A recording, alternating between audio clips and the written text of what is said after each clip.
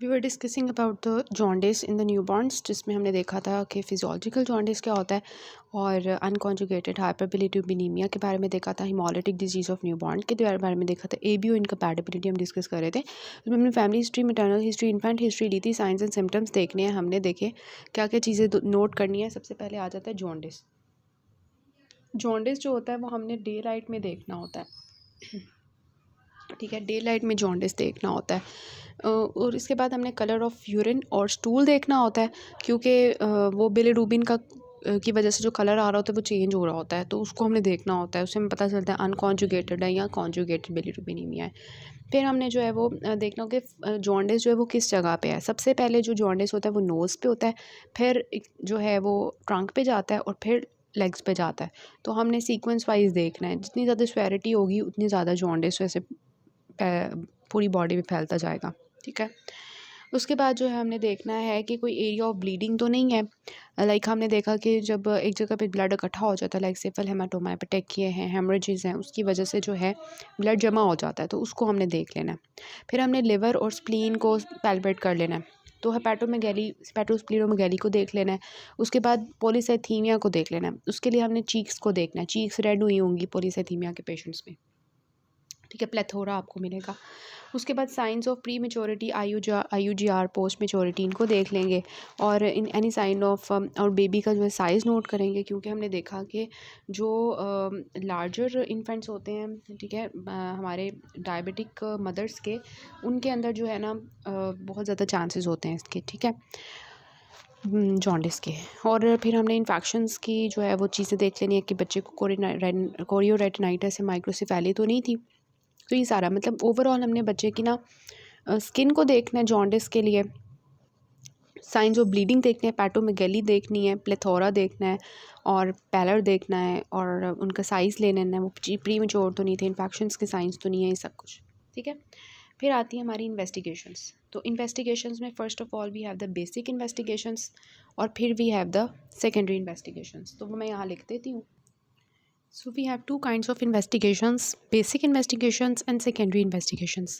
Basic investigations में हम क्या क्या करेंगे, ये चीज़ें, बिलीरुबिन का लेवल चेक करवा लेंगे। जॉन्डिस का पेशेंट है, बिलीरुबिन सीरम बिलीरुबिन का लेवल, टोटल बिलीरुबिन कितना है, डायरेक्ट बिलीरुबिन कितना है, इनडायरेक्ट बिलीरुबिन कितना है।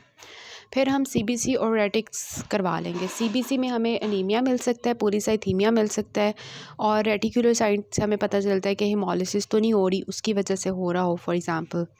और फिर हम क्या करवाते हैं, मदर का और बेबी का जो ब्लड ग्रुप है वो हम चेक करवा लेते हैं। उससे हमें आईएच इनकम्पैटिबिलिटी, एबीओ इनकम्पैटिबिलिटी उसका पता चल जाता है। और कूम्स टेस्ट से भी हमें पता चल जाता है कि आरएच इनकम्पैटिबिलिटी में कूम्स टेस्ट पॉजिटिव आएगा और एबीओ इनकम्पैटिबिलिटी में कूम्स टेस्ट नेगेटिव आएगा। फिर सेकेंडरीज़ में हमारे पास क्या होता है, एलएफटीज़ होते हैं, टीएफटीज़ होते हैं, यूरिन कंप्लीट एग्जामिनेशन होता है, टॉर्च इन्फेक्शंस होते हैं। G6PD डेफिशिएंसी के लिए हम जो है उसका एंजाइम ऐसे करवा लेते हैं। टॉर्च के लिए हम जो है वो एंटीबॉडी टाइटर करवा लेते हैं कि इन्फेक्शन की वजह से तो नहीं हो रहा ये सब कुछ। एब्डोमिनल अल्ट्रासाउंड करवा लेते हैं, हाइडा स्कैन करवा लेते हैं, लिवर बायोप्सी करवा लेते हैं। So these are all the investigations, basic and secondary investigations which we have to perform in the patient of jaundice, ठीक है, to rule out the cause of jaundice, के आखिर जॉन्डिस किस वजह से हो रहा है, ठीक है। तो बेसिक में बिलीरुबिन, टोटल, डायरेक्ट, इनडायरेक्ट।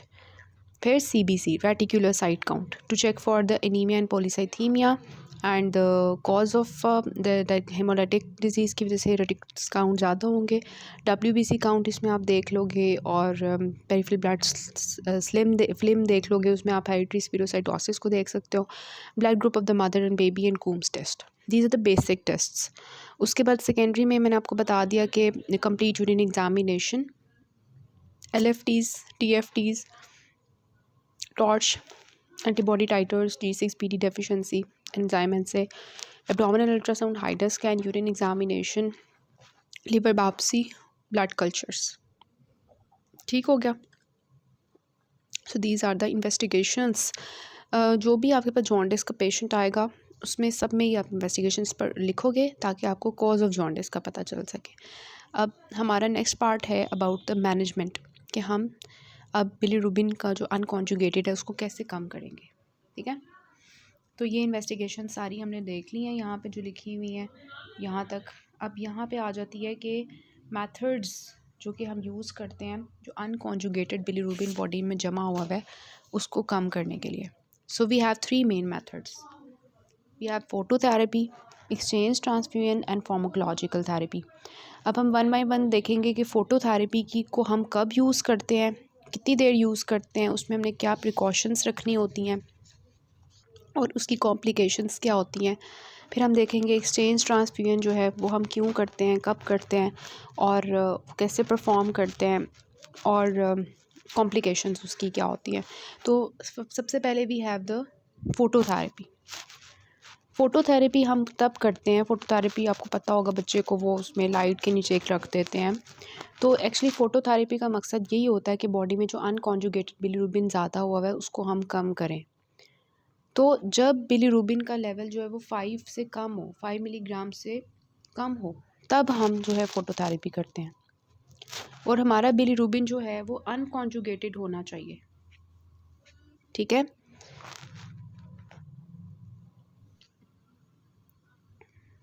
और जिस न्यूबॉर्न को हीमोलिटिक डिज़ीज़ है और हमने उसमें एक्सचेंज ट्रांसफ्यूजन करनी है लेकिन अभी हम उसकी प्रिपरेशंस कर रहे हैं, उस दौरान वो प्रिपरेशन के दौरान जब हम उसका वेट एरिया में रखा हुआ है तो उस दौरान हम फ़ोटोथेरेपी कर सकते हैं।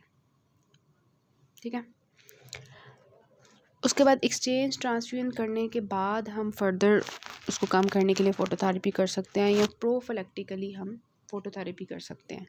प्रोफिलैक्टिकली किस में करते हैं कि लो बर्थ इन्फेंट्स हैं, हमें लगता है कि प्री मैच्योर हैं बच्चे, उनके अंदर जॉन्डिस हो सकता है, तो हम पहले ही उनकी फ़ोटोथेरेपी करवा देते हैं। ठीक है, तो कब कब फ़ोटोथेरेपी करवाएंगे? जब बिलीरुबिन कितना हो, 5 से कम हो। कौन सी टाइप का बिलीरुबिन होना चाहिए? अनकॉन्जुगेटेड। एक्सचेंज ट्रांसफ्यूजन के बाद कर सकते हैं या एक्सचेंज ट्रांसफ्यूजन का वेट करें हीमोलिटिक डिजीज़ ऑफ न्यूबॉर्न में, तो तब कर सकते हैं। और इसके बाद प्रोफिलैक्टिकली कर सकते हैं। ठीक है, नेक्स्ट इज ड्यूरेशन।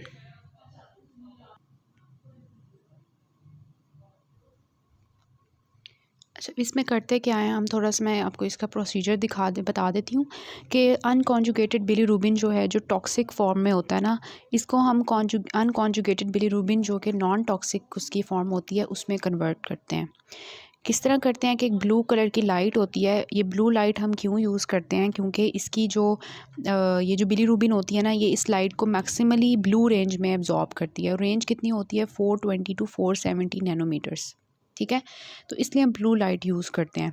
तो ब्लू लाइट क्या करती है, ये जो टॉक्सिक अनकॉन्जुगेटेड बिलीरुबिन होता है इसको डिग्रेड करती है to the non toxic unconjugated bilirubin.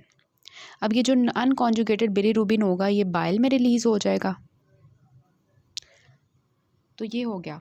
दूसरा पाथवे क्या है? एक पाथवे ये है जो मैंने आपको ये वाला बताया ना कि ये अनकॉन्जुगेटेड नॉन टॉक्सिक में बाइल में रिलीज़ हो जाता है। दूसरा वाला पार्ट ये है कि ये जो है ना कन्वर्ट हो जाए एल, मतलब ल्यूमिरुबिसिन। ल्यूमिरुबिसिन भी नॉन टॉक्सिक फॉर्म होती है, वाटर सॉलेबल होती है और इजीली यूरिन में रिलीज़ हो जाती है। तो ये ब्लू लाइट का ये काम होता है कि इसने अनकॉन्जुगेटेड को नॉन टॉक्सिक करके या ल्यूमिरुबिसिन में कन्वर्ट करके यूरिन में और बाइल में रिलीज़ कर देना होता है। तो ये इसका जो है ना काम होता है मैकेनिज़्म में। तो ये आपको नज़र आ रहा है फ्लोरेसेंट लैंप है और ये जो अनकॉन्जुगेटेड बिलीरुबिन टॉक्सिक फॉर्म है इसकी, उसको आइसोमरेट करके लिवर में अनकॉन्जुगेटेड नॉन टॉक्सिक की फॉर्म में जो है वो बाइल में रिलीज़ करे लिवर से, और आइसोमर बना के उसका ल्यूमिरुबिसिन जो है वो किडनीज़ में रिलीज़ कर रहा है। ठीक है, उसके बाद आ जाता है कि हमने देखना है इसके बारे में कि इसकी जो है ना, इसको हमने कब स्टॉप करना है। मैं दिखाती हूँ, इसके ऊपर से देखते हैं जी कब स्टॉप करेंगे।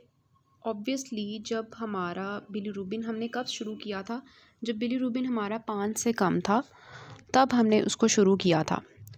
तो जब बिलीरुबिन इतना कम हो गया है कि कार्डियक टेरेस का रिस्क कम हो गया, मतलब 3 से कम हो गया ना।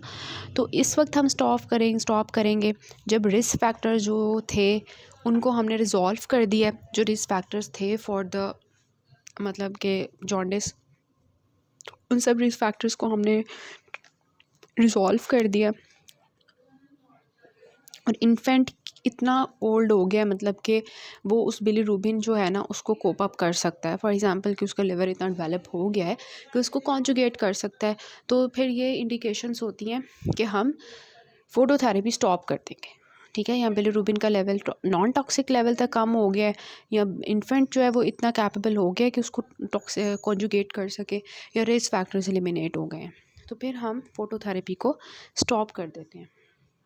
इस दौरान जो हमने प्रिकॉशंस लेनी होती हैं उनका भी हम थोड़ा सा देख लेते हैं कि प्रिकॉशंस क्या हैं।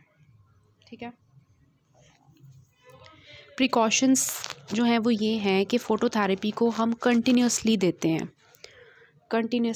हैं, और जो बच्चे की आंखें हैं उनको हम कवर करते हैं पैच से, ताकि उसकी आंखों में ना जाए। ठीक है, और अब एक जगह नहीं बच्चे को बिठा के लटा के रखना, उसको थोड़ी थोड़ी देर बाद ना उसकी पोजीशन चेंज करनी है, ताकि उसको हर स्किन हर एरिया से जो है ना वो शुआएं जो होती हैं उसकी रेज़ मिल जाएं। ठीक है, और इसके अलावा एक बात होती है कि जो है ना इस दौरान फ़ोटोथेरेपी की वजह से ना बच्चे को डिहाइड्रेशन हो जाती है। तो इस वजह से ना हमने उसका जो फ्लूइड इंटेक है वो इंक्रीज़ कर देना होता है। ठीक है, उसके बाद ये है जब उसको खाने की ज़रूरत है तो फिर हम क्या करें कि उसको फ़ोटोथेरेपी से निकलवा के फिर खाना खिलाएं। ठीक है, और जो बिलीरुबिन का लेवल है वो हम हर 12 से 24 घंटे के जो है ना हर 12-24 घंटे के बाद जो है ना बिलीरुबिन का लेवल हम मॉनिटर करते रहें कि वो कैसा है, वो ज़्यादा है, कम हो रहा है कि नहीं हो रहा। तो ये सारी चीज़ें होती हैं जिनका हमने ख़्याल रखना होता है कि बच्चे की पोजीशन चेंज करते रहना है, उसकी आंखों को कवर रखना है, फीडिंग के वक्त उसको उतार के उसको खाना खिलाना है, और उसको कंटिन्यूसली वैसे देना है हमने। और अगर डिहाइड्रेशन हो रही है तो डिहाइड्रेशन की वजह से जो है पेशेंट आगे बीमार हो सकता है फर्दर, तो हम उसको फ्लूइड इंटेक उसकी 30% इंक्रीज़ कर देते हैं, और बिलीरुबिन के लेवल्स को हमने मॉनिटर करते रहना होता है। So these are the precautions which are to be followed. और उसके बाद आ जाती है इसकी कॉम्प्लिकेशंस। ये आपको ऊपर बच्चा दिखाया हुआ है जिसको हमने फ़ोटोथेरेपी के लिए रखा हुआ है, कि ब्लू लाइट दी जा रही है उसको। कॉम्प्लिकेशंस क्या हो सकती हैं? ये कॉम्प्लिकेशंस भी यूक्यू है आपका, कि इसकी वजह से क्या होता है, ओवर हीटिंग हो जाएगी, वो जो रेज़ आ रही हैं उसकी वजह से ओवर हीटिंग हो जाएगी, डिहाइड्रेशन हो जाएगी, जिसकी वजह से मैंने आपको बताया कि 30% उनको फ्लूइड्स इंटेक ज़्यादा कर देना है। बच्चे को हाइपोथर्मिया हो जाता है। जब हमने हाइपोथर्मिया का टॉपिक देखा था तो उसमें मैंने आपको रिस्क फैक्टर बताया था फ़ोटोथेरेपी। तो बच्चे को हाइपोथर्मिया हो जाएगा mostly in the winter months. इसके अलावा क्योंकि वो रेज़ हैं obviously they can cause skin rashes. फिर क्या होता है कि जब वो अनकॉन्जुगेटेड बिलीरुबिन जो है वो टूट टूट के नॉन टॉक्सिक स्टेट में बाइल की फॉर्म में स्टूल में रिलीज़ हो रहा है, तो ऑब्वियसली वो और साथ में सॉल्ट्स, तो बच्चे को स्टूल्स जो हैं वो लूज स्टूल्स लग सकते हैं, उसकी जीआईटी ख़राब हो सकती है। इसी तरह अगर हमने उसकी आंखों को कवर नहीं किया पैच से तो आई इंजरी हो सकती है, जिसमें रेटिना डैमेज हो सकती है, कॉर्नियल एब्रेशंस हो सकती हैं, कंजक्टिवाइटिस हो सकता है। और इसके अलावा बहुत important that is bronze baby syndrome. ठीक है, ब्रॉन्जे बेबी सिंड्रोम क्या होता है, वो बच्चे जिनके अंदर कॉन्जुगेटेड हाइपरबिलीरुबिनीमिया होता है उनको जब फ़ोटोथेरेपी दी जाती है तो उनको ना डार्क ब्राउन डिस्कलरेशन होना शुरू हो जाती है स्किन पे, जो कुछ महीने तक रहती है। इसको कहते हैं ब्रॉन्जे बेबी सिंड्रोम। तो ये हमके एमसीक्यूज़ में आता है कि what is the side effect of this, या पूछ सकते हैं ब्रॉन्जे बेबी सिंड्रोम क्यों होता है। तो that is due to phototherapy. Conjugated bilirubin जो होता है वो जब बॉडी में जो है उन पेशेंट्स के अंदर जब हम देते हैं तो उसकी वजह से उनकी स्किन जो है वो ब्राउन कलर की होना शुरू हो जाती है, डार्क ब्राउन। तो these are the complications of phototherapy. Hypothermia हो सकता है, डिहाइड्रेशन हो सकती है, बच्चे को स्किन रैशेस हो सकती हैं, आई इंजरीज़ हो सकती हैं, ओवर हीटिंग हो सकती है, हाइपोथर्मिया, लूज टूल्स हो सकते हैं, ब्रॉन्जी बेबी सिंड्रोम हो सकता है। Next is exchange transfusion. अब एक्सचेंज ट्रांसफ्यूजन जो है इसमें ऑब्वियसली ब्लड के अंदर हमने कुछ ट्रांसफ्यूज़ करना है, तो इसलिए इसके अंदर एक्सचेंज ट्रांसफ्यूजन से समझ आ रही है कि हमने कुछ ब्लड के थ्रू, आईवी लाइन के थ्रू कुछ करना है, मतलब कि वेन को यूज़ करना है। तो इसमें जो हम एक्सचेंज ट्रांसफ्यूजन करते हैं उसमें जो वेन यूज़ करते हैं उसको आपका नाम आना चाहिए उसका, दैट इज़ अम्बिलिकल वेन। ठीक है, तो exchange transfusion is done usually through the umbilical when of the baby. AIIMS क्या होते हैं इसके, हम क्यों एक्सचेंज ट्रांसफ्यूजन कर रहे हैं? एक्सचेंज ट्रांसफ्यूजन इसलिए कर रहे हैं कि जो सेंसिटाइज्ड आरबीसीज़ हैं उनको रिमूव कर दिया जाए। देखें, RH इनकम्पैटिबिलिटी के जो बच्चे होते हैं ना, जिनके अंदर मदर की एंटीबॉडीज़ चली गई होती हैं, anti-RH एंटीबॉडीज़, और वो क्या कर रही होती हैं, बेबी के अंदर उनके आरबीसीज़ की ब्रेक डाउन कर रहे होते हैं, हिमोलिसिस करवा रही होती हैं वो एंटीबॉडीज़। तो हम क्या करते हैं कि जो आरबीसीज़ जिनके साथ एंटीबॉडीज़ जो हैं वो आके चिपकी हुई हैं आके, उन एंटीबॉडीज़, उन सेंसिटाइज्ड आरबीसीज़ को एक्सचेंज ट्रांसफ्यूजन के थ्रू रिमूव कर रहे होते हैं ताकि उनकी हिमोलिसिस ना हो। क्योंकि हिमोलिसिस जितनी ज़्यादा होगी उतना ज़्यादा हेपेटोस्प्लीनोमेगाली होगी, उतने ज़्यादा एल्ब्यूमिन का लॉस होगा, उतना ज़्यादा बेबी को एडिमा होगा और हाइड्रोप्स होगा और डेथ होगी। ठीक है, तो वो सेंसिटाइज्ड आरबीसीज़ को हमने बॉडी से बेबी के बाहर निकालना है। फिर सर्कुलेटिंग एंटीबॉडीज़, एक तो वो एंटीबॉडीज़ थी जो आरबीसीज़ के साथ जाके चिपकी हुई थी, एक वो एंटीबॉडीज़ थी जो अभी चिपकी नहीं है, इधर उधर घूम रही हैं, उनको भी बाहर निकालना है। और वो जो बिलीरुबिन सर्कुलेट कर रहा है जो कि आरबीसीज़ के टूटने की वजह से बन गया हुआ है, वो भी इसके थ्रू बाहर निकल जाएगा। ठीक है, अल्टीमेटली जब ये सब कुछ हम कर लेंगे तो बेबी के अंदर अनीमिया नहीं होगा, उसके आरबीसीज़ नहीं टूटेंगे तो अनीमिया नहीं होगा। ठीक है, एंटीबॉडीज़ नहीं होंगी तो आरबीसीज़ नहीं टूटेंगे, तो अनीमिया को प्रिवेंट करेंगे हम। तो sensitised RBCs, circulating antibodies, bilirubin, इन तीनों चीज़ों को बॉडी से बाहर निकाला ताकि बेबी का जो एनीमिया है वो डेवलप ना हो और बेबी फर्दर कॉम्प्लिकेशंस की तरफ ना जाए।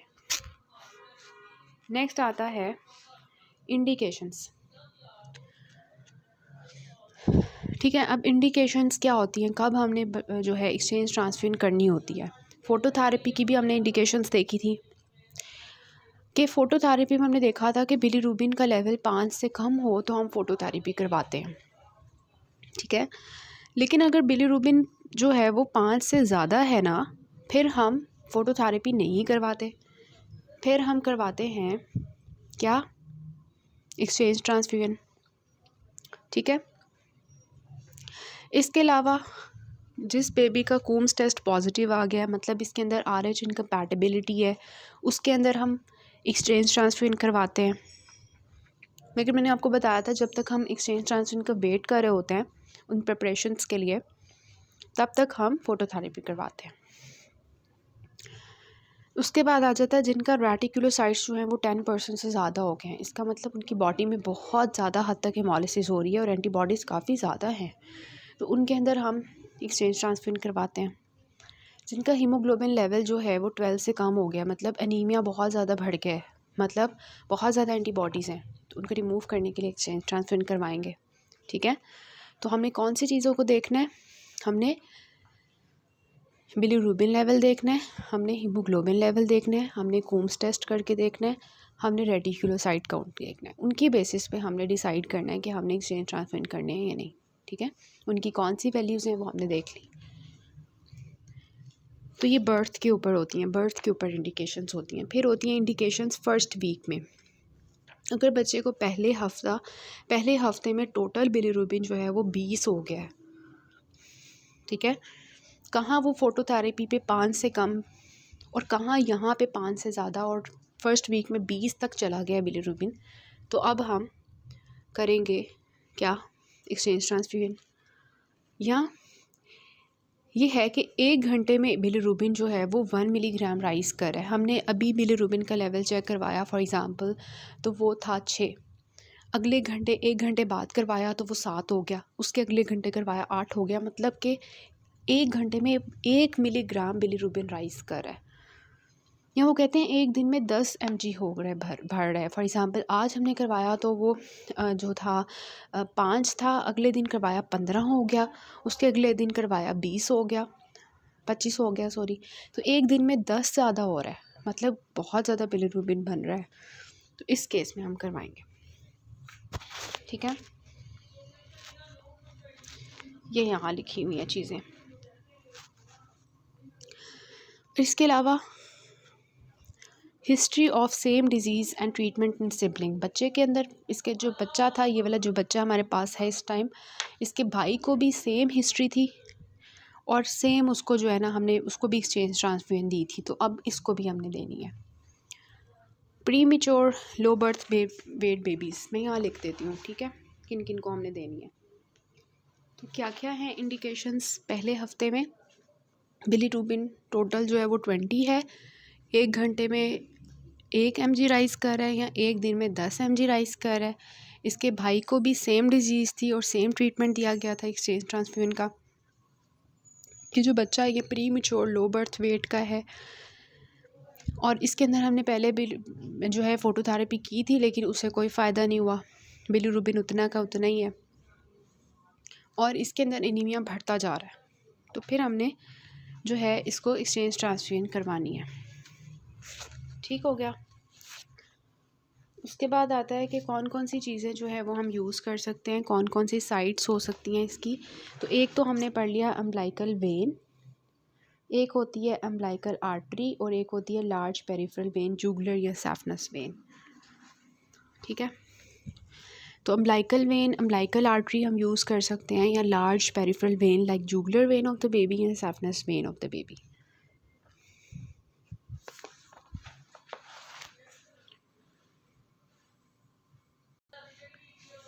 नेक्स्ट है कि हमारी ब्लड टाइप, मतलब वो जो हमने एक्सचेंज ट्रांसफ्यूजन के लिए ब्लड यूज़ करना है वो कौन सा होना चाहिए।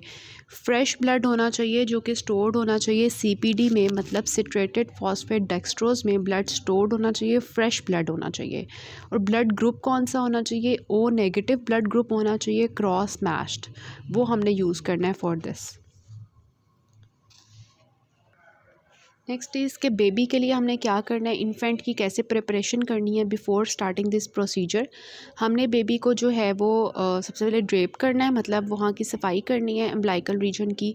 फिर हमने क्या करना है, उसके जो एनजी डाल के उसके स्टमक को एम्प्टी करना है, उसको टेम्परेचर उसका मेंटेन रखना है, उसका हार्ट रेट, उसका रेस्पिरेटरी रेट मेंटेन होना चाहिए।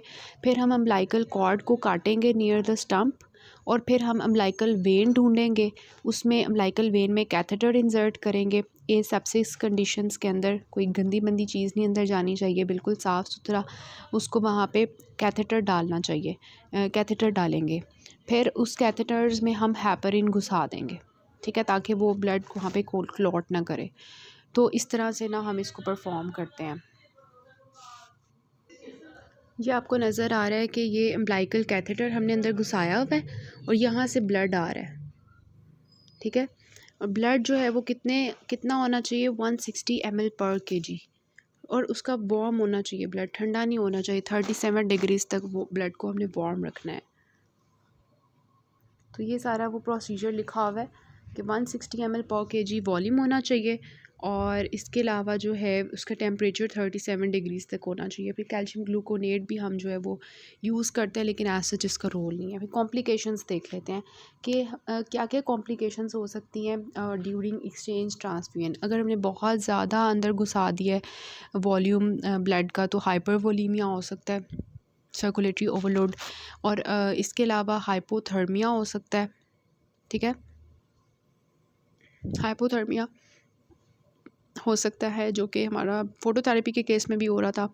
इनकम्पैटिबिलिटी रिएक्शन हो सकता है अगर हमने ब्लड जो है वो क्रॉस मैच सही तरह नहीं किया, वो नेगेटिव नहीं दिया। वॉमिटिंग एंड एस्पिरेशन हो सकती है अगर हमने एनजी ट्यूब डाल के स्टमक को सफाई नहीं की। ठीक है, कार्डियक एरिथमियाज एंड अरेस्ट हो सकता है। कैल्शियम का लेवल कम हो सकता है। पोटेशियम का लेवल ज़्यादा हो सकता है अगर हमने ब्लड जो है वो बहुत पुराना इस्तेमाल किया है, क्योंकि हमने कहा था फ्रेश ब्लड यूज़ करना है। तो अगर 5 दिन पुराना ब्लड है, 5 दिन से ज़्यादा पुराना ब्लड है, तो उसकी वजह से हाइपरकैलेमिया हो सकता है। इन्फेक्शंस हो सकते हैं अगर हमने एसेप्टिक टेक्निक्स फॉलो नहीं की, कैथेटर अंदर घुसाया, वो गंदा था। एयर एम्बोलिज्म हो सकती है, जब अंदर सिरिंज डालेंगे तो बाहर से एयर जो है वो अंदर चली जाएगी और that call embolism. Portal vein से थ्रोम्बोसिस हो सकती है। ये क्यों हो सकती है? क्योंकि जो एम्ब्लाइकल रीजन में हम डाल रहे हैं उसके बिल्कुल आगे लिवर पड़ा हुआ है, तो वहाँ पे पोर्टल वेन थ्रोम्बोसिस हो सकती है। नेक्रोटाइजिंग एंटीरोकोलाइटिस हो सकता है। अगर हमने ऐसा ब्लड डाला जिसके अंदर हीमोग्लोबिन कम था, तो that can lead to anaemia. So these are the complications. ठीक है, hypovolaemia, hypothermia, incompatibility reaction, vomiting and aspiration, cardiac arrhythmias, hypokalaemia, hyperkalaemia infections, air embolism, portal vein thrombosis, necrotising enterocolitis. तो ये हो गया हमारा फ़ोटोथेरेपी और एक्सचेंज ट्रांसफ्यूजन। ठीक है, अब जो है नेक्स्ट हम करते हैं इसकी जो है फार्माकोलॉजिकल, और बाकी इसका एंड करते हैं फिर नेक्स्ट से।